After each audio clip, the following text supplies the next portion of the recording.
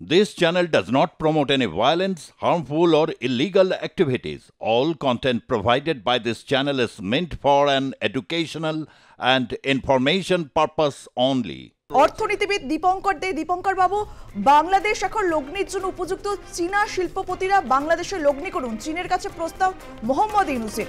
চীন আর বাংলাদেশের বৈঠক অর্থনৈতিক দিক থেকে কতটা প্রভাব ফেলছে এবং লগ্নির লোভ দেখে বাংলাদেশও কি গিলতে চাইছে চীন? কি বলবেন এই বিষয়ে?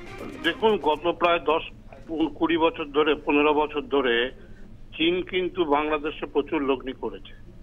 বাংলাদেশে যতগুলো বড় বড় প্রজেক্ট হয়েছে, পদ্মা সেতু থেকে শুরু করে, সেগুলো সব চীনের অর্থনৈতিক কি বলে সাহায্যে। চীন, বাংলাদেশ কিন্তু চীনের বিআরআই প্রকল্পে একজন অংশীদার, এগুলো বুঝতে হবে। এবং আজকে চীনের প্রতি বাংলাদেশের যে আহ্বানটা, সেটা নতুন কিছু নয়। এই মুহূর্তে বাংলাদেশের সবচেয়ে বড়, যদি আপনি দেখেন, বিনিয়োগ, সেটা চীন থেকে এসছে গত কয়েক বছর ধরে, আজকে নতুন নয়। এবং সবচেয়ে বড় বিজনেস পার্টনার, মানে in terms of trade partner যদি বলেন, সবচেয়ে বড় ট্রেড পার্টনার বাংলাদেশ হচ্ছে চীন। এবং চীন বাংলাদেশকে জিরো ডিউটি সুবিধা দিচ্ছে, মানে বাংলাদেশের যে কোনো পণ্য চীনে ইম্পোর্ট করলে চীন তার উপরে কোনো ডিউটি নেবে না।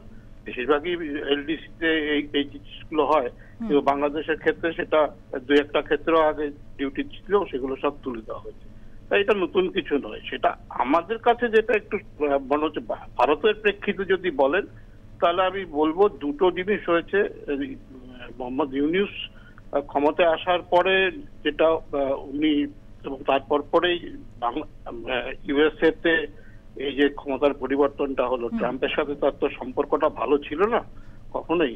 তাই তার কাছে সেরকম কোনো অল্টারনেটিভ ছিল না, যেহেতু ভারতের সাথে অলরেডি সমস্যা তৈরি হয়ে গেছে।